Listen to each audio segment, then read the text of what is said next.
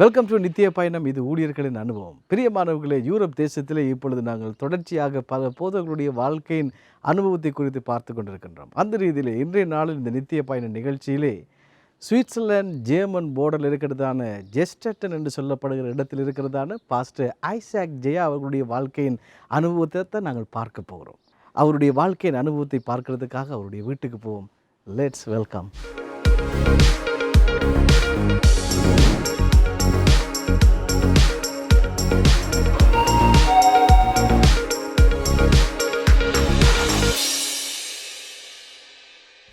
Hello pastor Isaac. Praise the Lord. Welcome pastor. சந்தோஷம் pastor, வாங்க. Thank you. நல்லது. நாங்கள் இப்பொழுது பாஸ்டர் ஐசாக் ஜெயா அவருடைய வீட்டில் வந்திருக்கிறோம். பாஸ்டர் அவருடைய EPM எல்சடாய் பிரேயர் மினிஸ்ட்ரி ஒன்று அவர் செய்கிறார். அந்த திருச்சபை ஊழியத்தை அவர் ஆரம்பித்து கர்த்தருடைய நாமத்தை இப்பொழுது சுவிட்சர்லாந்து தேசத்திலே அவர் பரப்பி கொண்டிருக்கிறார். இவருடைய வாழ்க்கையை நாங்கள் இங்கே ஆரம்பிக்கிறதுக்கு முன்பதாக நான் இவரை இலங்கைக்கு கொண்டு போக போகிறேன். ஸ்ரீலங்காவில் இவருடைய வாழ்க்கை எப்படியாக காணப்பட்டது, எங்கே பிறந்தார், எப்படி வளர்க்கப்பட்டார் என்பதை குறித்து. நல்லது பாஸ்டர். Price Lord. நல்லது, ரொம்ப சந்தோஷம். உங்களோட வாழ்க்கையில் நீங்கள் எப்படி சுவிட்சர்லாந்து தேசத்தில் இப்பொழுது நீங்கள் ஒரு கர்த்தருடைய ஊழியக்காரனாக இருக்கிறதை நாங்கள் பேசுகிறதுக்கு முன்பதாக ஸ்ரீலங்காவுக்கு நாங்கள் போவோம். உங்களுடைய இளம் வயதில் எங்கே நீங்கள் பிறக்கப்பட்டீர்கள், எங்கே வளர்ந்தீர்கள், எப்படி உங்களுடைய வாழ்க்கை முறை காணப்பட்டது? ரொம்ப சந்தோஷம் பாஸ்டர், உங்களை கண்டது. இந்த வழியை தந்த ஆண்டவருக்கு நான் மகிமையை செலுத்துகிறேன். ஸ்ரீலங்காவிலே நாங்கள் ஜஃப்னாவிலே மல்லாத்திலே நாங்கள் வாழ்ந்து வந்தோம். என்னுடைய 16 வயசு வரை தான் நான் இலங்கையிலே வாழ்ந்து வந்தேன். அங்கே சிறு வயதில் இருந்து 16 வயசு வரையும் அங்கே யாழ்ப்பாணத்தில் வாழ்ந்திருந்தாலும் என்னுடைய 10 வயதிலே என்னுடைய அப்பா இறந்து விட்டார். அதனாலும் அந்த நாட்களிலே தேவனை அறியாதவனாக அந்த 16 வயசு வரை அங்கே நான் வாழ்ந்து, இலங்கையினுடைய சூழ்நிலை காரணமாக, யுத்தம் காரணமாக அங்கேருந்து புறப்பட்டு நான் வெளிநாடு வந்து விட்டேன். நல்லது. நீங்கள் வெளிநாட்டுக்கு வந்ததுக்கு முன்பதாக இன்னும் சுவாரஸ்யமான பல விடயங்கள் இருக்கும் ஸ்ரீலங்காவில். உங்களுடைய எத்தனை சகோதரர்கள், உங்களுடைய சகோதரிகள் எத்தனை பேர்? எங்கள் வீட்டில் வந்து நான் தான் ஒரு ஆம்பளை பையன். எனக்கு ஒரு அக்கா, ஒரு தங்கச்சி இருக்கிறாங்க. அவங்களும் இப்போ தற்போது வெளிநாட்டில் இருக்கிறாங்க. அவங்களோட கூட நான் அந்த ஒரு வீட்டில் நாங்கள் வாழ்ந்து வந்தோம். மல்லாகம் என்ற இடத்துல தான் நாங்கள் இருந்தோம். மல்லாகம் மகா வித்தியாலயத்திலே அங்கே 16 வயசு வரை படித்து அந்த இடத்துல சந்தோஷமாக நாங்கள் வாழ்ந்து வந்தோம். நல்லது. நீங்கள் பாடசாலை அனுபவத்தை பற்றி கொஞ்சம் பேசலாம் நான் நினைக்கிறேன். 16 வயது வரை நீங்கள் மல்லாகம் மகா வித்தியாலயத்தில் நீங்கள் படித்திருக்கீங்க. உங்களுடைய பாடசாலை அனுபவத்தை பற்றி ஏதாவது சொல்ல முடியுமானால் இதை பற்றி நீங்கள் குறிப்பிடுவீங்க? பாடசாலை அனுபவம்னு சொன்னால் நிறைய சொல்லலாம் பாஸ்டர். ரொம்ப இன்ட்ரெஸ்டிங்காக எங்களோட படிப்பு அந்த நாட்களில். இப்போ கூட நான் இலங்கைக்கு போயிருந்தால் அந்த ஸ்கூலுக்கு பார்த்து அதில் பார்ப்பேன். நாங்கள் படித்த இடங்கள், பழைய ஞாபகம் எல்லாம் வரும். மறக்க முடியாத காரியம். இன்ட்ரெஸ்டாக நாங்கள் ஆர்வமாக நாங்கள் படித்து வந்தோம். நல்ல நண்பர்கள், நல்ல டீச்சர்ஸ். அந்த பாடசாலை அதிபர் மகாதேவன் ஒரு பேர் அந்த நாட்கள் இருந்து நல்ல ஒரு அதிபர், நல்ல கண்டிப்பான அதிபர். நல்ல இன்ட்ரெஸ்டிங்காக அந்த படித்து வந்தோம். நல்ல சந்தோஷமாக இருக்குது. நல்லது. உங்களுடைய அந்த 16 வருடம் வரைக்கும் இருக்கிற யாழ்ப்பாண அனுபவத்திலே மிக முக்கியமாக இன்றைக்கு மட்டும் மறக்க முடியாமல் இருக்குதுன்னு சொன்னால் இதை பற்றி சொல்லுவீங்க? மறக்க முடியாத சம்பவம்னு சொல்கிறாங்க எல்லா பசங்க என்ன சொன்னால், நாங்கள் கூடுதலாக இந்த சிறு வயதில் எங்கள் அப்பா இறந்தபடினாலே குடும்ப பொறுப்புகள், குடும்பத்தோடே நாங்கள் அதிக நேரம் செலவழிக்கப்பட்டது. சந்தோஷமான வாழ்க்கையை நாங்கள் வாழ்ந்து வந்தோம். நல்லது. நீங்கள் முதல் தடவையாக 16 வயதிலே யூரோப்பை நோக்கி உங்களுடைய பயணத்தை மேற்கொள்கிறீங்க. இந்த வருகிற பொழுது இங்கே இருக்கிற யூரோப் நிலை உங்களுடைய வாழ்க்கைக்கு எவ்விதமாக ஒரு அனுபவம், மிகவும் ஒரு புதிதாக இருந்திருக்கும். அந்த அனுபவத்தை பற்றி கொஞ்சம் சொல்லுங்கள். இலங்கையிலேருந்து இங்கே வரும்போது எனக்கு ஒன்றுமே தெரியாது. என்ன சொன்னால் 16 வயசு, இங்கே ஒருவருமே எங்களுக்கு தெரியாது. எப்படி நடக்கும்னு சொல்லி நான் எதிர்பார்க்கவில்லை. நாங்கள் வந்தபோது ஒரு குறிப்பிட்ட காலம் என்னுடைய சித்தியோட அம்மாவுடைய தங்கச்சியோட கொஞ்சம் காலம் 3-4 மாதம் நாங்கள் இருந்தோம். அதுக்கு பின்பாக தனியாக ஒரு இடத்துல இருந்தேன். அனுபவம் ஆரம்பம் வந்து கசப்பான அனுபவமாக தான் சொல்ல முடியும். சொன்னால் எனக்கு தனிமை உணர்வு. குடும்பத்தோடு இருந்து வாழ்ந்தபடினாலே வழி உலகமே எனக்கு தெரியாத வாழ்ந்து வந்தேன். ஆனால் வரும் நாட்களில் ஆண்டவர் நல்ல நண்பர்களை, நல்ல உறவுகளை, தேவனை அறியாதவர்கள் தான் நான் எனக்கு அறிமுகமாகாதவர்கள். ஆனால் என்னை ஒரு பிள்ளையை போல கவனித்தார்கள். நான் நடக்க வேண்டியவளை கற்றுக் கொடுத்தாங்க. ஒரு வாலிப வயதில் இணைந்திருந்த வந்த நாளும் கூட ஐரோப்பிய தேசத்தில் நடக்க வேண்டிய வழிகளை கற்றுக் கொடுத்து சரியான பாதை நடத்தினார்கள். நல்லது. நீங்கள் உங்களுக்கு யாருமே இல்லை என்று வருகிற பொழுது ஆண்டவர் அதுக்கான சகல ஆயத்தங்களையும் செய்திருக்கிறார். உங்களுக்கு நல்ல ஒத்தாசையாக இருந்திருக்கிறார்கள். அந்த நாட்களில் உங்களுடைய அந்த 16 வயதை தாண்டி நீங்கள் படிப்படியாக அந்த டீனேஜுக்கு நீங்கள் முடித்து கொண்டு போகிற வாலிப பிராயத்தில் இருக்கிற அந்த காலத்தில் உங்களுக்கு இருந்த கசப்பான காரியங்கள் அல்லது போனால் நன்மையான காரியங்கள்னு சொல்ல போனால் எதை பற்றி நீங்கள் குறிப்பிடுவீர்கள்? கசப்பான காரியங்கள் எதுவுமே இல்லை. என்ன சொன்னால், எனக்கு அமைந்த நண்பர்கள், நாங்கள் இருந்த வீடு வந்து ஒரு சமாதானமாக அமைந்தது. வந்த நண்பர்கள் கூட நல்ல பொறுப்புணர்வு உள்ளவர் கூட, நாங்கள் இருந்த அந்த ஃபேமிலி கூட நல்ல பொறுப்புணர்வு உள்ளவர்களாக, நாங்கள் எந்த வழியிலும் இந்த தீமையான வழியில் போகாதபடிக்கு சரியான பாதங்கள் நடத்தினாங்க. அப்போ ஆண்டவருக்கு அது மகிமை உண்டாகட்டும் என்றால், தேவனே அறியாதவனாக இருந்தாலும் இந்த யூரோப்பில் வாழ்கிற அநேக வாலிபர்கள் எல்லாமே வந்து திசை மாறி போயிருக்கிறது. அதனால் என்னுடைய வாழ்க்கையில் தேவன் அப்படியான காரியத்தை அனுமதிக்காதபடிக்கு தேவன் சரியான பாதையில் நடத்தினார். நான் தேவனை அறியாதவன் இருந்த நாட்களில் கூட கர்த்தர் என்ன சரியான பாதை நடத்தினார். நல்லது. உங்களுடைய அந்த இளம் பிராய அனுபவத்தோடு கூட எப்படி நீங்கள் இயேசு கிறிஸ்துவை சந்திக்கிறதுக்கான ஒரு சந்தர்ப்பம் உங்களுக்கு ஏற்பட்டது? ரொம்ப அருமையான கேள்வி உண்டு. நான் சிறு வயதிலேருந்து ஆண்டவரை அறியாதவனை வாழ்ந்து வந்தேன் என்று எங்களுடைய அப்பா அம்மா அவர்கள் காட்டின வழியில் நான் வாழ்ந்து வந்தேன். கிறிஸ்து இயேசுக்கும் எனக்கும் எந்த தொடர்பும் இருக்கவில்லை. ஆனால் அவருக்கு எதிர்ப்பு இல்லை. எனக்குள்ளே தேவபக்தி இருந்தது, கடவுள் பயம் இருக்கிறது, தேவபக்தி இருந்தது. ஆனால் தேவன், உண்மையான தேவன் யாருன்னு அறியாதவனை வாழ்ந்து வந்தேன். அதனால் எனக்கு இயேசு கிறிஸ்துவை சொல்லும்படியாக அநேக முறை அநேக சகோதரர்கள் எனக்கு சொல்லும்படியான முயற்சி செய்தார்கள். ஆனால் அவர் சத்தத்தை நான் கேட்காதவனாய் நான் வாழ்ந்து வந்தேன். என்றால் எனக்கு காட்டின அம்மா அப்பா காட்டின வழி வந்து வேறு வழி. அந்த படினாலே அவருக்கு எதிர்ப்பு இல்லை. ஆனால் நான் அவருடைய சத்தத்தை கேட்காபடிக்கு அவருடைய சண்டை பிடிக்காபடிக்கு சமாதானம் வாழ்ந்து வந்தேன். ஆனால் ஒரு நாள் உங்களுக்கு ஒரு சந்தர்ப்பம் வந்திருக்கும், ஆண்டவருடைய சமூகத்துக்கு போக உங்கள் வாழ்க்கையை ஆண்டவருக்கு ஒப்பு கொடுக்க. அப்படியான எந்த ஒரு சந்தர்ப்பத்தில் நீங்கள் ஆண்டவருக்கு உங்கள் வாழ்க்கையை ஒப்பு கொடுத்தீங்க? என்னென்னு சொன்னால், என்னுடைய வாழ்க்கையில் ஒரு ஆபத்தான ஒரு சூழ்நிலைக்கு நான் கடந்து செல்லப்பட்டேன். என்னுடைய சொந்த பலத்திலே, சொந்த ஞானத்திலே, மற்றவருடைய ஆலோசனையில் நான் வாழ்ந்து வந்த நான் ஒரு நாள் ஒரு ஆபத்தான சூழ்நிலைக்கு நான் போக வேண்டிய தள்ளப்பட்டு போனேன். அந்த சூழ்நிலை தள்ளப்பட்ட வேளையில் ஏற்கனவே எங்கள் குடும்பத்திலே எங்கள் சித்தி ஒரு ஆள் ஆண்டவரை அறிந்திருந்தாங்க. இயேசு கிறிஸ்து சொந்த ரட்சகரை ஏற்றுக்கொண்டு அவங்க மூலமாக அநேக வார்த்தைகள் அநேக பாடங்களை எங்களை அனுப்புவாங்க. அதனால் நாங்கள் விசுவாசிக்காதவனாக நாங்கள் இருந்து வந்தோம். ஆனால் இந்த ஆபத்தான சூழ்நிலை தள்ளப்பட்ட வேளையிலும் கூட எங்களால் முடிஞ்ச முயற்சிகள், முடிந்த மனித பலத்தினாலே, ஞானத்தினாலே அநேக காரியங்கள் செய்தும் அதிலிருந்து நான் வெளிவர முடியவில்லை. அந்த பிரச்சனையிலிருந்து நான் வெளியே வர முடியாதவனாய் தவித்தவனாய் காணப்பட்டேன். அந்த சூழ்நிலை மீண்டும் தேவப்பிள்ளைகள் வந்து எனக்காக ஜெபித்தார்கள், தேவனுடைய வசனத்தை சொன்னார்கள். ஆனால் அந்த நேரத்திலே அவர் சொன்ன வார்த்தை என் இதயத்தை தொட்டது. அந்த வார்த்தை வந்து எனக்கு ஒரு உயிரை கொடுத்த மாதிரி, அந்த வார்த்தையை நான் நம்பக்கூடிய அளவுக்கு அந்த வார்த்தை இருந்தது. அப்போ அந்த நேரத்தில் நான் ஆண்டரை பார்த்து கேட்ட கேள்வி, இல்லாட்டி நான் எனக்கு ஜெபிக்கவே தெரியாது, நான் கேட்ட கேள்வி, நான் உமக்காக வாழுவேன். அந்த ஒரு அர்ப்பணிப்பை நான் செய்தேன். நான் அந்த பிரச்சனை வெளியே வரப்பட்டு நான் கேட்கவில்லை, நான் உமக்காக நான் வாழ்ந்தால் உமக்காக வாழுவேன்னு சொல்லி ஆண்டரை சொந்த ரட்சகராக ஏற்றுக்கொண்டேன்.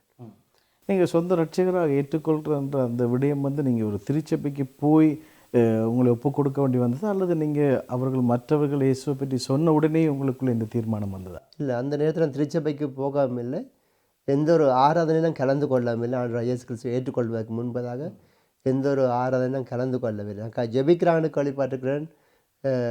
ஆனாலும் கூட எந்த ஆராதனை கலந்து கொண்டு அந்த இடத்துல நான் ஆண்டவர் ஏற்றுக்கொள்ளவில்லை. அந்த சூழ்நிலை இருந்து கொண்டு என்னோட மனதில் ஒரு தீர்மானம் பண்ணினேன், நான் வாழ்ந்தால் இயேசுக்காக வாழ்வேன்.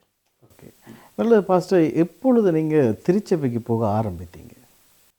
திருச்சபைக்கு போக ஆரம்பித்த வந்து 1996ஆம் ஆண்டு 8வது மாதத்துலேருந்து சர்ச்சைக்கு போகிறேன். நீங்கள் தீர்மானம் பண்ணின பின்பு நீங்கள் திருச்சபையை தேடி போகிறதுக்கு முயற்சி செய்கிறீங்க. முதல் முறையாக இப்பொழுது பாருங்கள், உங்களுடைய நம்பிக்கையிலிருந்து நீங்கள் மாற்றம் பெறுறீங்க, உங்கள் உள்ளத்தில் இயேசுவை ஏற்றுக்கொள்கிறீங்க. இப்பொழுது ஒரு திருச்சபையை நோக்கி போகிறீங்க. முதல் முறையாக நீங்கள் திருச்சபைக்கு உள்ளே போகிற பொழுது எந்த விதமான ஃபீலிங்ஸ் உங்களுக்கு இருந்தது? ரொம்ப ஒரு இன்ட்ரெஸ்டிங்கான கேள்வி. முதல் தடவையாக நாங்கள் சர்ச்சுக்கு போகும்போது, திருச்சபைக்கு போகும்போது அந்த இடத்துல ஆண்டவரை மகிமைப்படுத்தினாங்க, பாடினாங்க. அது மாத்திரமல்ல, எங்களுக்காக ஆண்டவருக்கு நன்றி சொன்னாங்க. அது எங்களுடைய இதயத்தை தொட்டது. ஏன்னா எனக்காக ஜெபித்துக்கிறாங்க. அது மாத்திரமல்ல, ஆண்டவரை புகழ்ந்தாங்க. நாங்கள் அந்த இடத்துல வந்த நிமித்தமாக தேவனை மகிமைப்படுத்தினாங்க. அது வந்து எனக்கு ஒரு கேள்வியை உண்டாக்கி, எதற்காக இவர்கள் எங்களுக்காக தேவனை மகிமைப்படுத்துகிறான்னு சொல்லி கேள்வியை உண்டாக்கின. மாத்திரமில்லை, அவர்கள் நேசிக்கக்கூடிய இருதயமும் ஆண்டவரை இன்னும் விசுவாசிக்கக்கூடியதான அந்த இருதயத்தையும் ஆண்டவர் தந்தார். ஓகே, இப்பொழுது நீங்கள் உங்கள் வாழ்க்கை முழுவதுமாக இப்போ கொடுத்து ஞானஸ்நானம் பெற்று விட்டீர்களா, அல்லது போனால் காலம் கடந்து தான் நீங்கள் ஞானஸ்நானம் எடுத்தீர்களா? 1997ஆம் ஆண்டு நாங்கள் ஞானஸ்நானம் எடுத்துக்கொண்டோம். நாங்கள் என்று குறிப்பிடுற பொழுது நீங்கள் திருமணமாகி விட்டதா? ஆமாம். உங்களுடைய திருமண ஞானஸ்தானத்துக்கு போகிறதுக்கு முன்பதாக நான் நினைக்கிறேன் உங்களுடைய திருமண காரியத்தை குறித்து பேசின நன்றாக இருக்க வேண்டும். எப்படி உங்களுடைய திருமண வாழ்க்கை அமைந்தது? திருச்சபையிலே நீங்கள் ஒரு பெண்ணை கண்டு கொண்டீர்களா, அல்லது எந்த விதத்தில் உங்களுடைய மனைவியை தெரிந்து கொண்டீர்கள்? நான் இந்த நாட்டுக்கு வந்தபோது தேவன் நல்ல துணி எனக்கு தந்தார். அதை வந்து துணின்னு சொல்கிற மற்றது என்னுடைய சொந்த மச்சாள், என்னுடைய மனைவி. அவங்களும் இந்த தேசத்துக்கு 96ஆம் ஆண்டு இங்கே வந்திருந்தாங்க. அப்பா அம்மாவுடைய எங்களுடைய மனைவியின் அப்பா அம்மா, எங்களுடைய அம்மா எல்லாம் கதைத்து தான் திருமணத்தை ஒழுங்கு பண்ணி, பெற்றோருடைய விருப்பத்துக்கு அமைவாக இப்பொழுது நீங்கள் யாழ்ப்பாணத்திலேருந்து எடுக்கிறீங்க. ஆமாம். ரைட். இப்பொழுது நீங்கள் இருவரும் திருமண வாழ்க்கைக்குள்ளே போகிற பொழுது நீங்கள் ஞானஸ்நானம் எடுக்கவில்லை, இருவருமாக நீங்கள் ஞானஸ்நானத்துக்குள்ளே போகிறீங்க. ரைட்.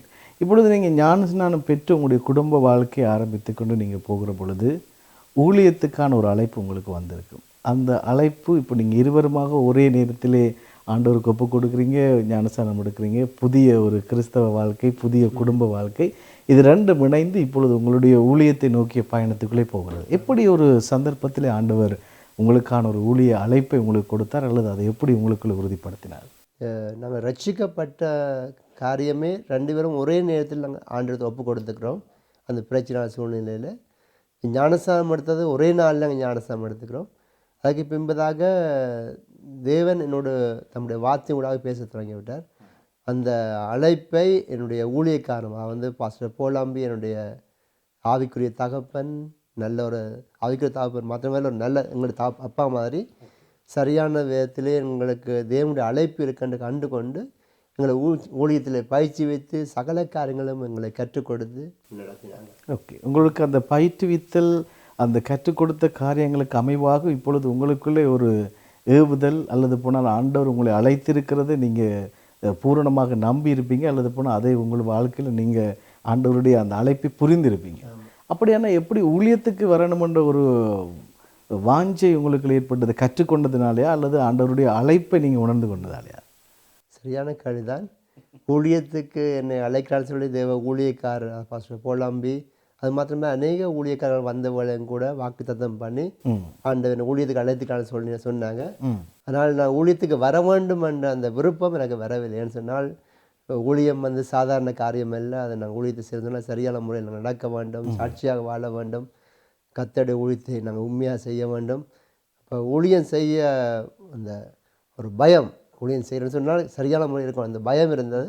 அப்போ அழைக்கும் போது கூட பாஸ்டர் சொன்ன, பாஸ்டர் என்ன நான் சாதாரணமாக ஒரு விசுவாசியாக இருந்து நான் முடிஞ்ச வேலையை நான் செய்கிறேன், நான் ஊழியம் செய்ய வரேன்னு சொல்லி பாஸ்டர் கேட்க சொல்லிக்கிறேன்.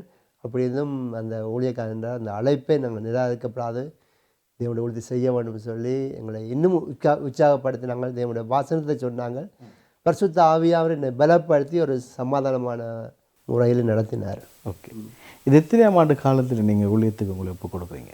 நான் ரட்சிக்கப்பட்ட 1996ஆம் ஆண்டு நான் ரட்சிக்கப்பட்டேன். ஆனால் ஊழியத்துக்கு ஆரம்பித்தது 1998ஆம் ஆண்டு. 2 வருஷத்துலேயே நான் சிறிய சிறிய காரியங்களாக தொடங்கிவிட்டேன். ஓகே பாஸ்டர், நல்லது. நீங்கள் ஊழியத்துக்கு நீங்கள் உங்களை ஒப்பு கொடுத்து எவ்வளவு காலம் நீங்கள் பாஸ்டர் போல் அம்பியுடைய திருச்சபையிலே கர்த்தருடைய ஊழியத்தை செய்வீங்க?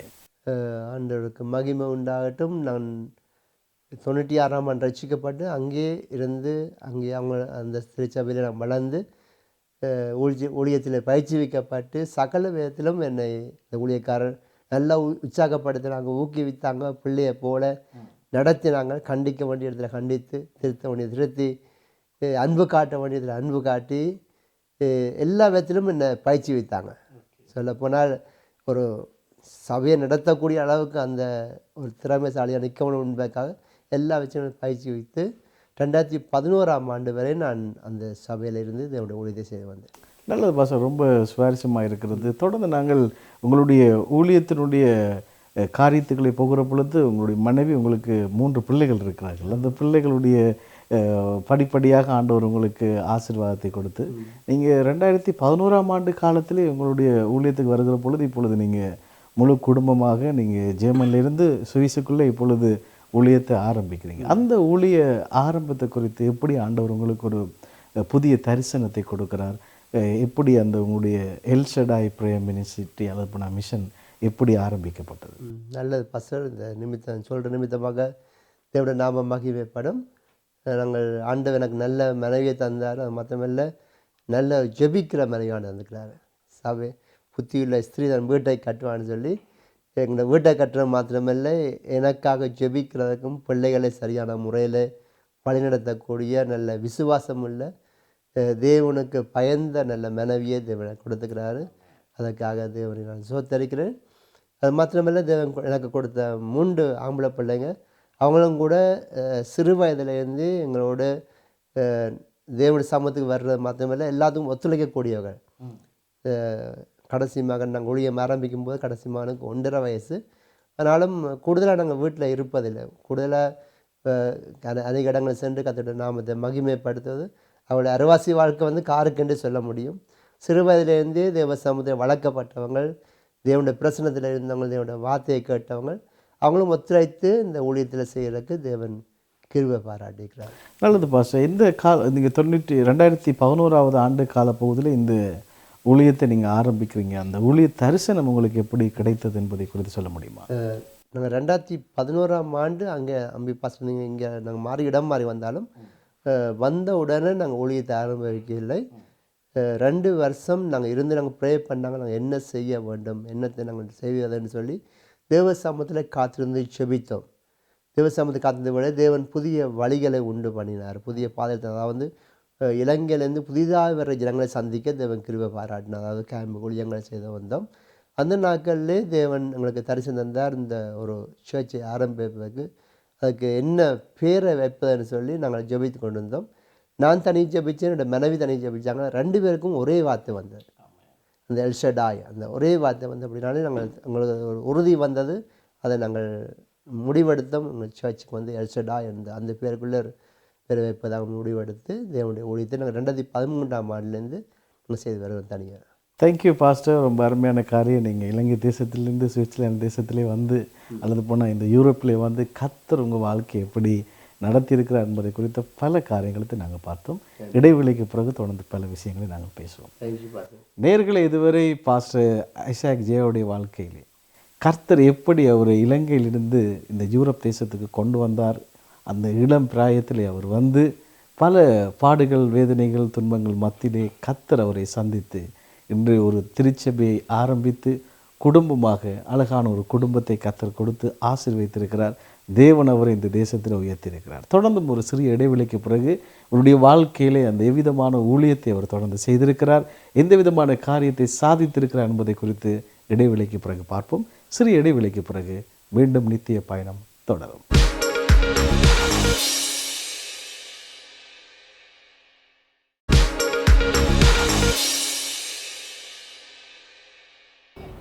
வெல்கம் பேக் டு நித்திய பயணம். இது ஊழியர்களின் அனுபவம். பிரியமானவர்களே, இன்றைய நாளிலும் பாஸ்டர் ஐசாக் ஜெயா அவர்களுடைய வாழ்க்கையின் அனுபவத்தை குறித்து நாங்கள் பார்த்து கொண்டிருக்கின்றோம்.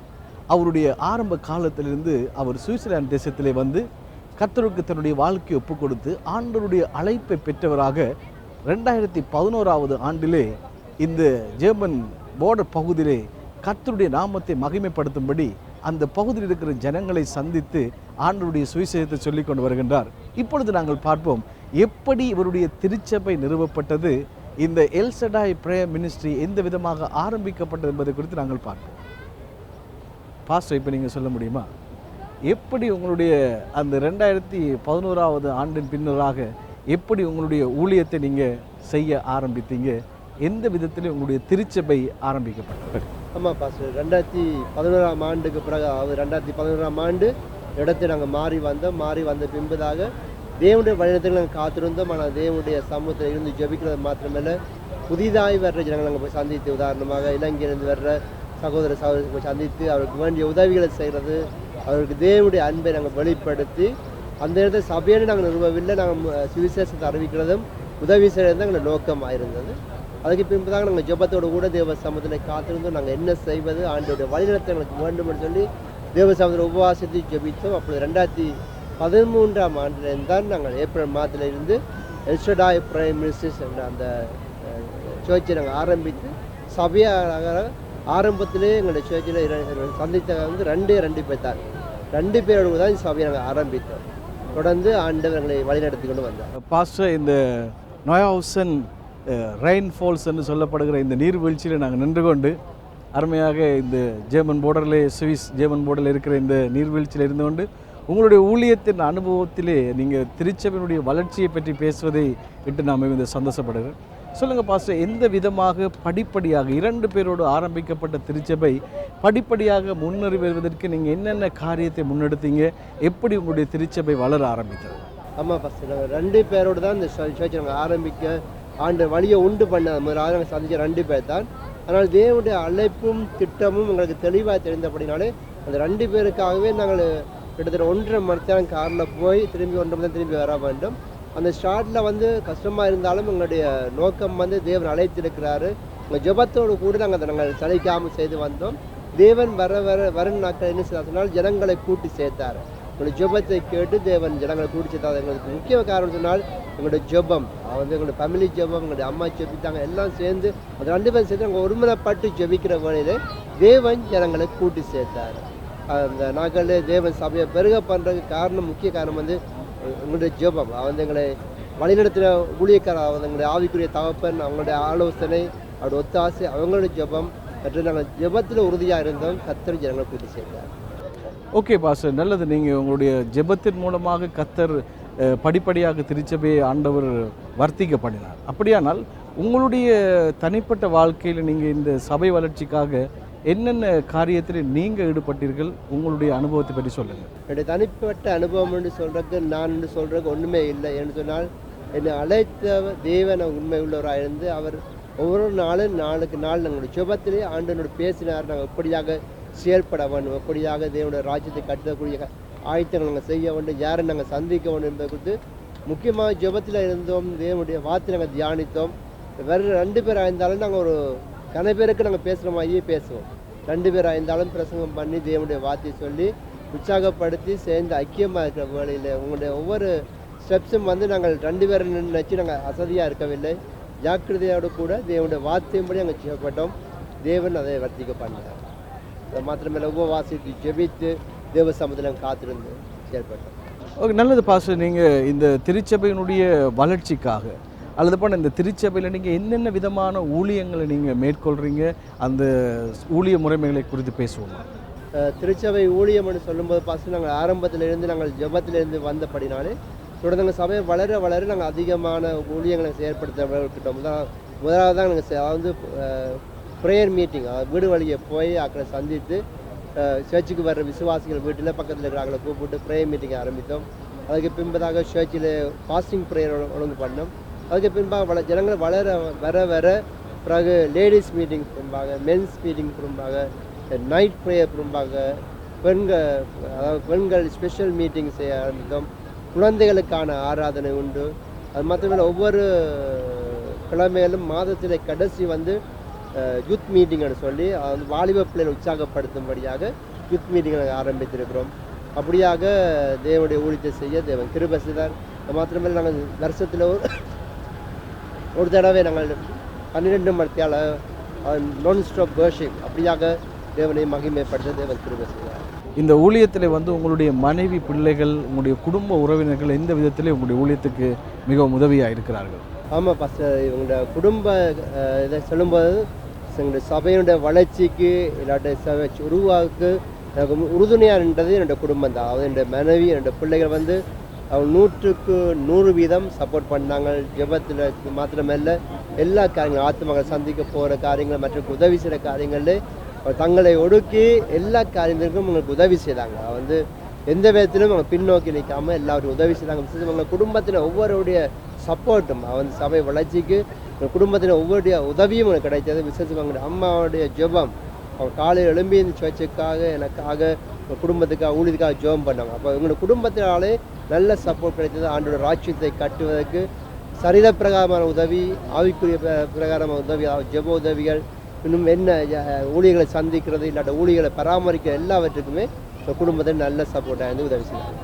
நல்ல பாஸ்டர், உங்களுடைய இந்த காலத்தில் நீங்கள் திருச்சபை ஊழியத்தை மட்டும் செய்கிறதும் அல்லாமல் நீங்கள் ஒரு வேலை புரிந்து கொண்டு நீங்கள் குடும்பத்தையும் கவனித்து கொண்டு ஊழியத்தில் ஈடுபடுகிறீர்கள். அப்படியானால் உங்களுடைய வேலைக்கு முக்கியத்துவம் கொடுத்து, ஊழியத்துக்கு முக்கியத்துவம் கொடுத்து, குடும்பத்துக்கு முக்கியத்துவம் கொடுத்து எந்த விதத்தில் இந்த பணியை நீங்கள் செய்கிறீர்கள்? ஆமாம் பாஸ்டர், இப்போ இந்த விசேஷமாக யூரோப்பில் வாழ்றேன்னு சொன்னால் எங்களுக்கு ஒரு வருமானம் பெற வேண்டும். 3 பிள்ளைகள் இருக்கிறது. தேவனுடைய ஊழியத்தை செய்வதில் நான் எந்த விதத்தில் சோர்ந்து போகவில்லை. காரணம் என்றால் தேவன் என்னை ஊழியத்துக்கு அழைத்திருக்கிறார். அந்த இடத்துல நான் 100% நான் வேலை செய்ய வேண்டிய சூழ்நிலை இருக்கிறேன்.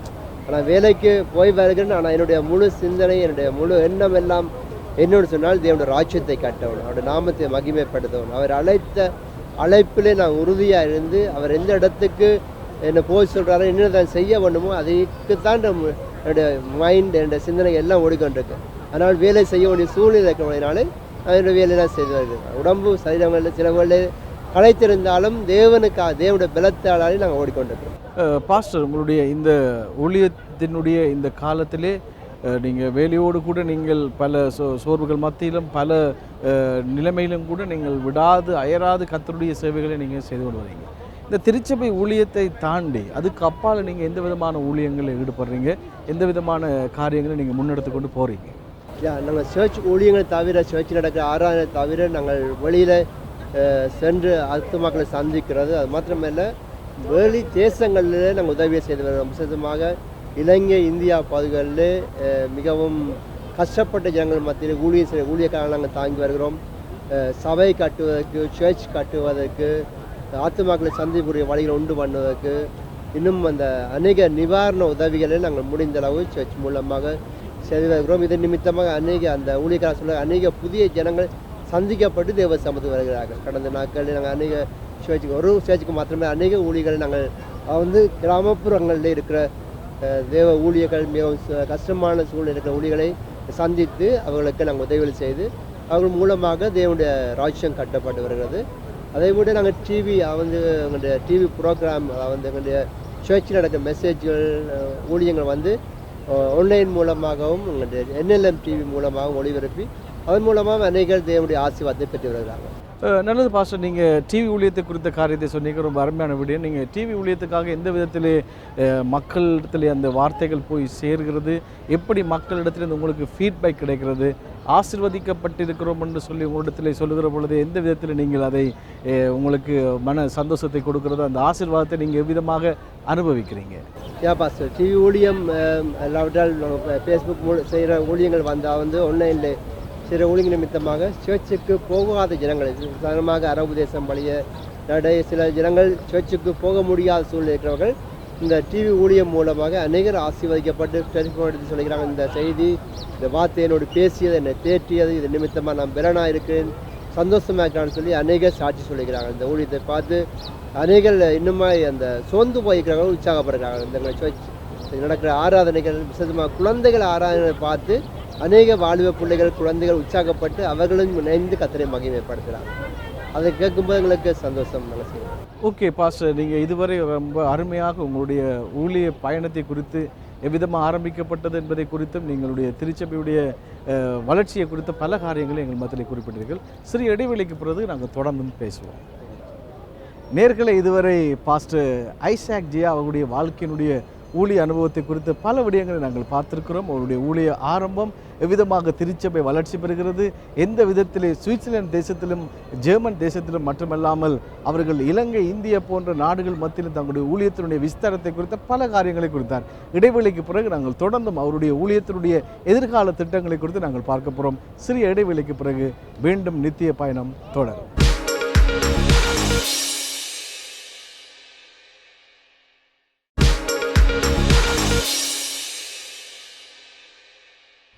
வெல்கம் பேக் டு நித்திய பயணம். இது ஊழியர்களின் அனுபவம். பிரியமானவர்களே, பாஸ்டர் ஐசாக் ஜெயா அவருடைய வாழ்க்கையினுடைய ஊழிய அனுபவத்தை குறித்த பல காரியங்களை நாங்கள் பார்த்து கொண்டு வருகிறோம். இப்பொழுது அவர் திருச்சபை ஊழியத்தை நிறுவி பல முன்னேற்றத்தை கண்டு கொண்டிருக்கின்ற இந்த நேரத்திலே இவருடைய எதிர்கால தரிசனங்கள், அவர் இன்னும் எதிர்காலத்திலே செய்ய இருக்கிற ஊழியங்கள், அவர் சந்தித்த சவால்கள் என பல விடயங்களை குறித்து நாங்கள் இப்பொழுது பார்க்க போகிறோம். பாஸ்டர், உங்களுக்கு சொல்ல முடியுமா, எப்பொழுது நீங்கள் உங்களுடைய ஊழியத்தினுடைய ஒரு வளர்ச்சியை நீங்கள் கண்டு கொண்டிருக்கிற பொழுது எந்த விதமான ஊழிய முறைமைகளை நீங்கள் ஆட் பண்ண விரும்பினீங்க, அல்லது போனால் எந்த விதமான ஊழிய முறைமைகளை நீங்கள் ஆட் பண்ண துடிக்கிறீங்க? ஆமாம் பாஸ், இந்த நாட்களில் கூட நாங்கள் ஆண்டோட நாமத்தை மகிமைப்படுத்தும்படியாக அநேக கூட்டங்களை நாங்கள் ஒழுங்கு பண்ணி வருகிறோம். விசேஷமாக குழந்தைகளுக்காக தனியான ஆராதனை, வாலிபர்களுக்கு தனியான ஆராதனை, வாலிபர்களுக்கு வேத படிப்பு, குழந்தைகளை உற்சாகப்படுத்தும்படியாக அவர்களுக்கு வேத படிப்புகளை சொல்லிக் கொடுக்குறது. அது மாத்திரமில்லை, பெண்கள் கூட்டம், ஆண்கள் கூட்டம், லேடிஸ் சேர்ந்து வீடுகளில் சேர்ந்து ஜெபிக்கிறது, கவுஸ் மீட்டிங்கை ஒழுங்கு பண்ணி அதை விட 12 மணித்தேரம் 7 மணித்தேரம் இந்த நான் ஸ்டாப் வர்ஷிப் அப்படியா செய்து தேவனுடைய நாமத்தை நாங்கள் மகிமைப்படுத்தி வருகிறோம். ஆரம்ப நாட்களில் நாங்கள் சிறிதாக ஆரம்பித்தாலும் இப்பொழுது ஒவ்வொரு நாட்களும் ஏதோ ஒரு காரியத்தை செய்யத்தக்கதாக தேவன் வழிகளை உண்டு பண்ணுகிறார். ஜனங்கள் அதை கேட்டு தேவ சமூகத்தை தேடி வருகிறார்கள். தேவனுடைய வார்த்தையில் கேட்கும்படியாக ஆர்வமாக வருகிறார்கள். நல்லது. இந்த விதமான ஊழியத்தை நீங்கள் செய்கிற பொழுதும், இந்த முன்னெடுத்து கொண்டு போகிற பொழுதும் பல வளர்ச்சிகளை கண்டாலும் உங்கள் வாழ்க்கையில் பல சவால்களை நீங்கள் சந்தித்திருப்பீர்கள், ஊழிய பாதையிலும் குடும்ப வாழ்க்கையிலும். அப்படியானால் நீங்கள் எந்த விதமான சவால்களை நீங்கள் குடும்பத்திலேயும் ஊழியத்திலேயும் நீங்கள் சந்தித்தீர்கள்? உண்மைதான் பாஸ்டர். ஆண்டோடைய ராஜ்யத்துக்காக செயல்படும் போது அநேக விதமான எதிர்ப்புகள், மனுஷர்களால் எதிர்ப்புகள், எல்லாரோட உறவுகளால் எதிர்ப்புகள், நாட்டினுடைய சட்டத்திட்டங்கள் நிமித்தமாக அநேக விதமான தடைகள் வந்தாலும் எல்லாவற்றையும் தேவ சமூகத்தில் நாங்கள் ஒப்பு கொடுத்து ஜெபிக்கிறோம். தேவன் அந்த நாட்களில் வழிகளை உண்டு பண்ணி தருகிறார். எதிர்ப்புகள் நாங்கள் சந்தித்து வந்தாலும் கர்த்தருடைய கிருபை எங்களோட கூட இருக்கப்படினாலே நாங்கள் தொடர்ந்து ஓடக்கூடியதாக தேவன் பிறந்து வருகிறார். பல எதிர்ப்புகளை நீங்கள் சந்தித்தாலும் கூட எப்பொழுதாவது உங்கள் மனதிலே ஒரு எண்ணம் தோன்றினதா, எதற்காக இந்த ஊழியம், இதை விட்டு விட்டு போகலாமே அப்படி என்று சொல்லி உங்கள் எண்ணம் தோன்றியக்கூடிய காரணம் எதுவாக அமைந்தது? உண்மைதான் பாச, நீங்கள் கேட்ட கேள்வி அநேக ஊழியக்காரர் இருதயத்தில் கூட இப்படியான கேள்விகள் இருக்கலாம். ஆண்டவருடைய ராஜ்யத்தை கட்டும்போது அநேக எதிர்ப்புகள் வருகிற வழி நாங்கள் சோர்ந்து போகிறோம். ஆனால் அடுத்த நிமிடம் தேவன் எங்களை அழைத்த தேவன் உண்மை உள்ளவராக்கப்படினாலே தேவன் தம்முடைய வார்த்தையை அனுப்பி எங்களை பலப்படுத்த, சோர்ந்து போயிருந்தாலும் தேவன் ஏதோ ஒரு விதத்தில் தம்முடைய வார்த்தையை அனுப்பி, இல்லாவிட்ட ஒரு ஊழியக்காரனை அனுப்பி, இல்லாட்ட ஒரு செய்தி மூலமாக கர்த்தர் எங்களோட பேசி திரும்ப எழுந்து ஓடத்தக்கதாக தேவன் பலப்படுத்தி வருகிறார். அதுக்காக நான் தேவனை ஸ்தோத்திரிக்கிறேன். உங்களுடைய இந்த ஊழியத்தை முன்னெடுத்து கொண்டு இந்த போகிற இந்த காலத்தில், எதிர்காலத்தில் நீங்கள் என்ன விதமான திட்டங்களை வகுக்கலாம் நினைக்கிறீங்க? எப்படி உங்களுடைய அந்த ஊழியத்தை முன்னுக்கு கொண்டு போகிறதுக்கான வழிமுறைகளை அமைத்து கொள்ளலாம் என்று நீங்கள் யோசித்திருக்கிறீங்க? ஆமாம், நல்ல கேள்வி தான். எங்களுடைய சபையுடைய தரிசனம் என்னென்னு சொன்னால், நாங்கள் ஒரு குறுகிய வட்டத்துக்கு இராமல் இந்த சபை மூலமாக அநேக ஜனங்கள் ஆசீர்வதிக்கப்பட வேண்டும். விசேஷமாக எங்களோட நோக்கம் திக்கற்ற பிள்ளைகள், விதவைகளை தாங்கிறதான ஊழியங்களை செய்யும்படியாக, இன்னும் சுவிசேஷம் அறிவிக்கப்படாத இடங்களில் சுவிசேஷம் அறிவிப்பதும், அது மாத்திரமில்லை சுவிசேஷம் அறிவிக்கிறதுக்கு உதவி செய்து அவர்களும் இந்த மிஷனரிகளை எல்லாட்ட ஊழியர்களை உற்சாகப்படுத்தி தொடர்ந்து ஓடக்கூடிய பலத்தை கொடுப்பதும், திக்கற்ற பிள்ளைகள் அனாதைகளுக்கு உதவி செய்து அவர்களுக்கு வழிகளை உண்டு பண்ணி அவர் கர்த்தரை அறிந்து கொள்ளவும் அவருடைய வாழ்க்கை நன்றாக அமைய வேண்டும் என்று நாங்கள் செயல்படுகிறோம்.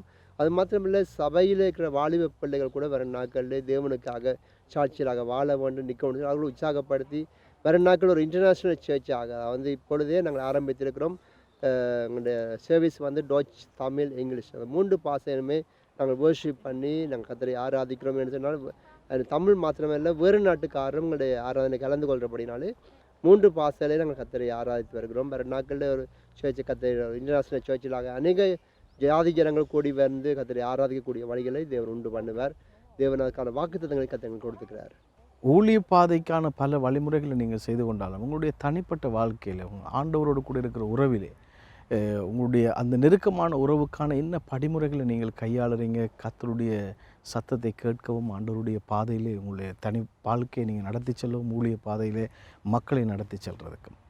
பாஸ்டர், என்னுடைய இந்த ஊழிய பாதையிலே நாங்கள் தொடர்ந்து ஒரே ஒரு காரியம், ஆண்டவர் அழைத்த அழைப்பு. அது மாத்திரமில்லை, எவ்வளோத்துக்கு நான் தேவனுடைய சத்தத்தை கேட்க முடியுமோ அவ்வளோதான் நான் தேவ சமூகத்தில் காத்திருந்து தேவ சமூகத்தை நான் தேடுகிறேன். ஆண்டோடைய சமூகத்தில் ஜெபித்து உபவாசித்து தேவனுடைய வார்த்தையை நாங்கள் தியானித்து ஆண்டோடைய வழிநடத்தல் மாத்திரம் எனக்கு போதுமென்று நம்பி நான் வாழ்ந்து கொண்டிருக்கிறேன். என்று சொன்னால், இந்த இடத்துல நாங்கள் தனியே தான் இந்த இடத்துல நாங்கள் வந்தோம். எந்த மனிதனோட உதவியோ எந்த மனிதனுடைய ஆதரவுகள் இருக்கவில்லை. கர்த்தருடைய வார்த்தை மதங்கள் கூட இருந்தது. ஆகவே தொடர்ந்து நான் ஓடுவதற்கு ஆண்டவர் எங்களுக்கு பலன் தந்து கொண்டிருக்கிறார். என்னுடைய வாஞ்சியெல்லாம் தேவ சமூகத்தில் காத்திருந்து அவருடைய வழிநடத்தல் மாத்திரம்தான் எனக்கு வேண்டும். அதையே நம்பி நான் வாழ்ந்து கொண்டிருக்கிறேன். நல்லது பாஸ்டர், நாங்கள் தொடர்ந்தும் பல விடயங்களை நாங்கள் ஊழியத்தில் பேசியிருக்கின்றோம். இன்னும் ஒரு சில விடயங்களை நாங்கள் தொடர்ச்சியாக நாங்கள் பேசுவோம். ஓகே. Praise Lord. நான் ஜெயலதா, பாஸ்டர் ஐசக் ஜெயாவினுடைய மனைவி. நாங்கள் 1996 இருவருமே ஆண்டவரை ஏற்றுக்கொண்டு இருவரும் இணைந்து ஞானஸ்நானம் எடுத்து கர்த்தருக்காக அர்ப்பணிப்போடு வாழ்ந்து வருகிறோம். இது கர்த்தர் எங்களுக்கு கொடுத்த பெரிதான கிருபை. இதுவரை நாங்கள் ரட்சிப்பை காத்து கொள்ளவும் கர்த்தருக்காக இணைந்து குடும்பமாக ஊழியம் செய்யவும் கர்த்தர் கிருபை பாராட்டி வருகிறார். தேவன் தன்னுடைய தாசனுக்கு கொடுத்த, என்னுடைய கணவருக்கு கொடுத்த தரிசனத்தின்படியாக இருவருமாக இணைந்து 2013 ஆண்டில் இருந்து நாங்கள் எல்ஷடாய் பிரேயர் மினிஸ்ட்ரி என்ற திருச்சபையிலே ஊழியம் செய்து கொண்டு வருகிறோம். என்னுடைய கணவரை பொறுத்த வரையிலே சொல்ல வேண்டுமாயிருந்தால், மிகவும் தேவனுக்கு பயந்து திருச்சபையை நடத்துகிற ஒரு ஊழியக்காரன். தேவனுடைய தரிசனத்தை சுமந்து ஓடிக்கொண்டிருக்கிறார். அது மட்டுமல்லாமல் திருச்சபை ஜனங்களை நேசித்து அவர்களை விசாரித்து அன்போடு கூட நடத்தி வருகிறார். ஊழிய பாதையிலே நாங்கள் அதிகமாக உபவாசித்து இணைந்து ஜெபிப்பதுண்டு. எங்களுடைய ஜெபத்தை கேட்கிற தேவன் குடும்பமாக இதுவரை எங்களை நடத்தி வருகிறார். ஊழியத்திலேயும் நாங்கள் நாளுக்கு நாள் வளர்ச்சியை கண்டு கொண்டு வருகிறோம். கர்த்தர் பெரிதான காரியங்களை ஊழியங்களிலே செய்து கொண்டு வருகிறார். திருச்சபை மக்கள் இந்த ஊழியத்தின் ஊடாக ஆசீர்வதிக்கப்பட்டு கொண்டு வருகிறார்கள். எங்கள் தேசத்தில் இருந்து இந்த தேசங்களுக்கு வந்து சிதறி இருக்கிற ஜனங்களை நாங்கள் அன்போடு கூட அரவணைத்து ஆண்டவருடைய அன்பை சொல்லி ஆண்டவருக்குள்ளே நடத்தி வர கர்த்தர் எங்களுக்கு கிருபையையும் பெலனையும் கொடுத்து வருகிறார். என்னுடைய கணவர் திருச்சபை ஊழியக்காரனாய் ஆண்டவருக்கு ஊழியக்காரனாய் இருந்தாலும் கூட எனக்கு ஒரு நல்ல புருஷனாக என்னுடைய காரியங்களையும் சந்தித்து என்னுடைய தேவைகளையும் சந்தித்து என்னை பலப்படுத்த வேண்டிய இடத்துல பலப்படுத்தி தட்டி கொடுக்க வேண்டிய இடத்துல தட்டி கொடுத்து உற்சாகப்படுத்தி தாங்கி நடத்தி வருகிறார். கர்த்தர் கொடுத்த அருமையான துணைக்காக தேவனுக்கு நான் நன்றி செலுத்துகிறேன். அது மட்டுமல்ல, என்னுடைய பிள்ளைகளுக்கு நல்லொரு தகப்பனாக, நல்ல முன்மாதிரியான ஒரு தகப்பனாக வாழ்ந்து வருகிறார். பிள்ளைகள் எப்படி பிள்ளைகள் வாழ வேண்டும், தேவ பயத்தோடு எப்படி வாழ வேண்டும், உதாரணமாக பொய் சொல்லக்கூடாது, பெரியவர்களை கனப்படுத்த வேண்டும், ஆண்டவருக்கு எப்படி நாங்கள் எங்களுடைய வாழ்க்கையிலே முதலிடம் கொடுக்க வேண்டும், இந்த உலகத்திலே எது முக்கியமானது, எது எங்களோடு கூட வரும், எது நிலையற்றது, இப்படியான காரியங்களை வேதத்தினூடாக அவர்களுக்கு சொல்லிக் கொடுத்து, அவர்களுக்கு மட்டுமல்ல எனக்கும் சொல்லிக் கொடுத்து நாங்கள் குடும்பமாக தேவனுக்காக வாழுகிறதுக்கு அவர் மிகவும் ஒரு முன்மாதிரியாக எங்களுடைய குடும்பத்திலே வாழ்ந்து வருகிறார். நல்லொரு ஹார்ட் ஒர்க்கர், வேலை செய்து கொண்டே தேவனுடைய ஊழியத்தையும் முழு கவனத்தோடு செய்ய அவருடைய பலன் அல்ல கர்த்தருடைய பலன் அவரை பலப்படுத்தி வருகிறது. கர்த்தருடைய பெரிதான கிருபை. இப்படியான ஒரு கணவரை எனக்கு கொடுத்தபடியால் தேவனுக்கு நான் நன்றி சொல்லுகிறேன். நான் வந்து ஜெரமியா, என் அப்பா வந்து இசாக் ஜெயா, என் அம்மா வந்து ஜெயலதா. நான் வந்து அப்பாண்ட ஓல்டஸ்ட் சன். ஸோ நான் தான், எனக்கு 2 தம்பியாக்கள் இருக்கணும். அப்பா எங்களை வந்து வழி நடத்தினார், ஊழியத்தில் வழி நடத்துகிறார், அவைக்குரிய வாழ்க்கையில் வழி நடத்துகிறார். பெரிய ரூல்ஸ்ன்னு சொல்லிடாத எங்களுக்கு பெருசாக ஒன்று கற்றுக் கொடுத்தது முக்கியமானது வந்து இயேசுப்பாக்கு பயந்து வாழ்கிறது. எங்களுக்கு கற்றுக்கொண்டு கொடுத்தது வந்து ஆக்களை நாங்கள் ரெஸ்பெக்ட் பண்ணணும், கனப்படுத்தணும் பெரிய ஆக்களை. அது மாத்திரமல்ல, நாங்கள் வந்து பொய் சொல்லக்கூடாது, அப்பாக்கு அது பிடிக்காது. முந்தி எங்களுக்கு பைபிள் வாசிக்க தெரியாது, ஆனால் முந்தியிலே இருந்து சொல்வார் பொய் சொல்லக்கூடாது. ஏதாவதுண்டா அப்பாவை பெஸ்ட் ஃப்ரெண்ட் மாதிரி பார்த்து அப்பாட்ட எல்லாம் சொல்லி ஜெபிக்கணும், எல்லாத்துக்கும் ஜெபிக்கணும். ஸோ படுக்க போகும்போது ஜெபிக்கிறது, வெளியில் போகும்போது ஜெபிக்கிறது, சாப்பிடும்போது ஜெபிக்கிறது, ப்ராப்ளம்ஸ் என்ன ஸ்கூலில் ப்ராப்ளம்ஸ் என்ன ஜெபிக்கிறது, எக்ஸாம்ஸ் என்ன ஜெபிக்கிறது, எல்லாத்துக்கும் சொல்கிறது ஜெபிக்க சொல்லி. First thank God, ask God, that's it. அப்படித்தான் எங்களை நடத்தி ஒன்று வரார். இப்போ வந்து ஊழியத்தில் பயன்படுத்துகிறத வந்து நாங்கள் சரியாக இருந்தால் தான் நாங்கள் ஊழியம் செய்யலாம், இல்லாட்டி நாங்கள் ஊழியம் செய்யலாது. ஸோ நாங்கள் என்ஜாய் பண்ணுறது கூட, ஆனால் அப்போ அவங்களுக்கு சொல்லித்தரதும் கூட அப்படி இருக்கணும், அப்படி வாழணும், அப்படி இயேசப்பாவோட டைம் ஸ்பெண்ட் பண்ணணும். ஆவியானவரை பற்றி சொல்லி தருவார். ஸோ அப்பா எங்களுக்கு நல்ல அப்பாவாக இருக்கிறார். மினிஸ்ட்ரியை நல்லா நடத்துகிறார். எங்களோட அம்மாவுக்கு நல்ல ஹஸ்பண்டாக இருக்கிறார். எங்களோட எல்லா தேவையிலும் சந்திக்கிறார். ஸோ எங்களுக்கு ஒரு குறைவும் இல்லை. நாங்கள் ஆஸ்க் பண்ண தேவையில்லை, என்னோட தேவைண்டு அவர் அப்படியே எங்களுக்கு தருவார். நல்ல அப்பாவாக இருக்கிறார், எங்களை நல்ல வழி நடத்துகிறார். அவர் மினிஸ்ட்ரி நாங்கள் க்ரோ பண்ணணுமென்று நாங்கள் ஜெபிக்கிறோம். நல்ல ஹெல்த்தியாக இருக்கணுமென்று நாங்கள் ஜெபிக்கிறோம். பாஸ்டர், உங்களுடைய திருச்சபையில் நீங்கள் ஒரு இன்டர்நேஷ்னல் திருச்சபையாக மாற்றுறதுக்கான செயல்பாடுகளை நீங்கள் ஆரம்பித்திருக்கீங்க. அதுக்காக இங்கிலீஷ், டச், தமிழ் சர்வீஸை நீங்கள் ஆரம்பிச்சிருக்கீங்க. அப்படியானால் உங்களுடைய ஆராதனை முறைமைக்கான ஒரு இன்டர்நேஷ்னல் முறைமைக்கான ஒரு செயல்பாட்டை ஆயத்தப்படுத்துகிறீங்களா, அல்லது போனால் அடுத்த ஜெனரேஷனை நீங்கள் மனதில் கொண்டு செய்கிறீங்களா? ஃபர்ஸ்ட் ஜெனரேஷன் இங்கே இருக்கிறவர்கள் தமிழ் தெரிந்தவர்கள், ஆனால் அடுத்த ஜெனரேஷன் வந்து இந்த மாதிரியான லாங்குவேஜஸ் உள்ளவர்கள். அப்பொழுது நீங்கள் இன்டர்நேஷ்னல் என்று நீங்கள் குறிப்பிடுகிறது வந்து ஒரு மொழி சம்பந்தமாக நீங்கள் யோசிக்கிறீங்களா, அல்லது போனால் இந்த ஜெனரேஷனுக்காக செயல்பட விரும்புகிறீங்களா? உண்மையாக பாஸ்டர், இது வந்து நாங்கள் எதிர்காலம், அதாவது அடுத்த ஜெனரேஷன் வந்து கர்த்தருக்கு உறுதியாக நிற்க வேண்டும், தேவனுடைய வார்த்தையில் வளர வேண்டும், அவர்கள் மூலமாக அநேக ஜாதி ஜனங்கள் கர்த்தரை அறிந்து கொள்ள வேண்டும். அதுதான் எங்களுடைய நோக்கம்.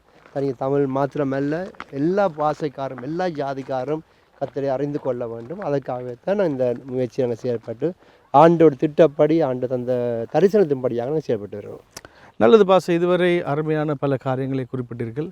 இப்பொழுது இந்த நிகழ்ச்சியை பார்த்து கொண்டிருக்கிற நேயர்கள், பல ஊழியர்கள், தெய்வ மனிதர்கள், விசுவாசிகள், ஊழியத்துக்கு என்ன ஒப்புக் கொடுக்க இருக்கிறவர்கள், ஊழியத்துக்கு வந்தவர்கள் என பலர் இந்த நிகழ்ச்சியை பார்த்து கொண்டிருக்கிறார்கள். அவர்களுடைய வாழ்க்கையிலே நீங்கள் உங்களுடைய வாழ்வின் அனுபவத்திலிருந்தும் ஊழியத்தினுடைய அனுபவத்திலிருந்தும் கற்றுக்கொண்டவைகளிலிருந்தும் எந்த விதமான ஆலோசனை கொடுக்க விரும்புகிறீர்கள் இதை பார்க்கிற நேயர்களுக்கு? பிரியமானவர்களே, இந்த நிகழ்ச்சியை பார்க்குறவங்க யாவரையும் கூட ஆண்டவரும் ரட்சகருமாகிய இயேசு கிறிஸ்துவின் நாமத்தினாலும் எல்ஷடாய் பிரேயர் மினிஸ்ட்ரி சார்பிலே சுவிசேஷத்திலிருந்து வாழ்த்துக்களை தெரிவித்துக் கொள்கிறேன். இப்படியான ஒரு சந்தர்ப்பத்தை ஏற்படுத்தி பாஸ்டர் டீனேஸோட கூட நல்ல ஒரு ஐக்கியத்தை உண்டு பண்ணி இந்த நிகழ்ச்சி மூலமாக தேவனுடைய நாமத்தை மகிமைப்படுத்த ஆண்டவர் கொடுத்த இந்த கிருபைக்காக தேவனை ஸ்தோத்தரிக்கிறேன். அது மாத்திரமல்ல, இந்த நிகழ்ச்சியை பார்த்து கொண்டிருக்கிற தேவ ஊழியர்கள், தேவ ஜனங்களை பார்த்து நான் சொல்லக்கூடிய காரியம் என்னவென்று சொன்னால், தேவனுடைய ஊழியத்தை செய்கிற நாங்கள் தொடர்ந்து தேவனுடைய வர்க்க பரியந்தம் தேவன் அழைத்த அழைப்பில் உறுதியாண்டு தேவன் தந்த வேலையை சரியாக நாங்கள் செய்ய வேண்டுமா என்றால் முக்கியமாக ஒரே ஒரு காரியம், எங்களுக்கும் தேவனுக்கும் உள்ள உறவு. எந்த ஒரு தேவ மனிதன் ஆண்டோடு பேசுகிறானோ, ஆண்டோட சத்தத்தை கேட்கிறானோ, தேவனோடு உறவாடுகிறானோ, அவன் ஒருபோதும் சொந்து போவதில்லை, விழுந்து போவதில்லை. எங்களுடைய ஓட்டத்தை நாங்கள் தொடர்ந்து ஓட முடியும் என்று சொன்னால், என்னுடைய ஊழிய பாதையிலே, ஊழிய அனுபவத்திலே அநேக தடைகள், அநேக போராட்டங்கள், அநேக விதமான ஏமாற்றங்கள், அநேக விதமான எதிர்ப்புகள் வந்த வரையிலும் தேவன் என்னை நடத்தி வந்தார். எதிர்ப்புகள் வந்த பொழுது, பிரச்சனைகள் வந்த பொழுதும் அது தப்பிக்கொள்ள வழியை தேவன் உண்டு பண்ணினார். தடைகளை நீக்கி போட்டார், பாதைகளை திறந்து கொடுத்தார். ஒரு பாதைகள் மூடப்படுற வழியில் அநேக பாதைகளை கற்று திறந்து கொடுத்து அந்த அழைத்த தேவன் என்னை நடத்தி வருகிறார். ஆகவே என்னால் சொல்லக்கூடிய ஒரு நல்ல ஒரு ஆலோசனை என்று சொன்னால், நாங்கள் தேவனோடு நாங்கள் உறவாடினால், அந்த சர்வ வல்லோட சத்தத்தை கேட்டால் நாங்கள் சொந்து போவதில்லை, நாங்கள் விழுந்து போவதில்லை. என்று சொன்னால், சபை தேவனுடையது, அழைத்தவர் தேவன். நாங்கள் செய்கிற வேலை நாங்கள் யாருக்கு செய்யணும் சொன்னால், ஆண்டவருக்கு நாங்கள் செய்கிறோம், தேவனுக்கு நாங்கள் பணி செய்கிறோம். வேதம் சொல்கிறது, ஒருவே எனக்கு ஊழியம் செய்வானால் பிதாவான அவனை கனப்படுத்துவான்னு சொல்லி. ஆகவே கர்த்தருக்கு நாங்கள் உண்மையாக ஊழியம் செய்தால் ஆண்டவங்களை கனப்படுத்துவார், ஆண்டவங்களை தொடர்ந்து வழிநடத்துவார், அவருடைய நாமத்தை மகிமைப்படுத்தத்தக்கதாக தேவன் வழிகளை உண்டு பண்ணுவார். ஆகவே இந்த நிகழ்ச்சியை பார்க்குற நீங்களும் கூட கர்த்தருக்காக தொடர்ந்து ஓடுங்க, விசுவாசத்தோடு ஓடுங்க, வல்லமையோடு கர்த்தருடைய ஊழியத்தை செய்யுங்க, குடும்பமாக இணைந்து செயல்படுங்க. தேவன் உங்களோட வாழ்க்கையில் பெரிய காரியங்களை செய்வார். அவரால் ஆகாத காரியம் ஒன்றுமே இல்லை. வேதம் சொல்கிறது, அவர் சர்வ வல்லமுள்ள தேவன். இதோ நான் மாமிசமான யாவருக்கும் தேவனாகிய கர்த்தர் என்னால் செய்யக்கூடாத அதிசயமான காரியம் ஒன்று உண்டோ என்று சொல்லி வேதத்தில் வாசிக்கிறோம். ஆகவே தேவனாலே எல்லாமே கூடும். ஆகவே தேவனுடைய ஊழியத்தை செய்கிற நாங்கள் பலப்பட்டு இன்னும் கர்த்தரோடு நாங்கள் உறவாடுவோம், ஐக்கியப்படுவோம். கர்த்தர் உங்களை வழிநடத்துவார். அவருடைய வருகையினாலே நானும் நீங்களும் காணப்படுவோம். Amen, amen. God bless you. God bless you pastor. God bless நிச்சயமாகவே உங்களுடைய சாட்சி, உங்களுடைய ஊழிய அனுபவம் எங்களுடைய வாழ்க்கைக்கும் இதை பார்த்து கொண்டிருக்கிற நேர்கள் யாவருக்கும் மிகுந்த ஆசீர்வாதத்தை கொடுத்திருக்கிறது. கர்த்தர் மென்மேலும் உங்களுடைய ஊழியத்தை ஆசீர்வதிப்பார். Amen. God bless you. Thank you. நேர்களை இதுவரை பாஸ்டர் ஐசாக் ஜெயா அவர்களுடைய வாழ்க்கையின் ஊழிய அனுபவத்தை நீங்கள் பார்த்திருக்கிறீர்கள், கேட்டிருக்கிறீர்கள். அவருடைய வாழ்க்கையின் அனுபவம் நிச்சயமாகவே உங்களுக்கு ஒரு மிகவும் உந்துகோலாக அமைந்திருக்கும். ஒருவேளை நீங்களும் பாடுகள், வேதனைகள், பிரச்சனைகள், போராட்டத்தோடு ஊழியத்தில் இருந்தால் இவருடைய வாழ்க்கையிலே ஆண்டவர் எவ்விதமாக அற்புதங்களை செய்தாரோ அதே போல் உங்களுடைய வாழ்க்கைக்கும் ஆண்டவர் நிச்சயமாகவே அற்புதங்களை செய்வார். உங்கள் ஊழியத்தையும் ஆண்டவர் முன்னெடுத்து செல்ல வழிவகுப்பார். ஒவ்வொரு வாரமும் நாங்கள் புதிய போதருடைய வாழ்க்கையின் அனுபவத்தோடு கூட வருகிறோம். வருகிற வாரத்தில் இன்னொரு புதிய போதருடைய வாழ்க்கையின் அனுபவத்தோடு வந்து உங்களை சந்திப்போம். அதுவரை உங்கள் மத்தியில் இருக்கிற பாஸ்டர் ஐசாக் ஜியாவோடு கூட உங்களிடத்திலிருந்து விடைபெற்று செல்லும் நான் உங்கள் அன்பின் Dinesh. God bless you. Goodbye. God bless you.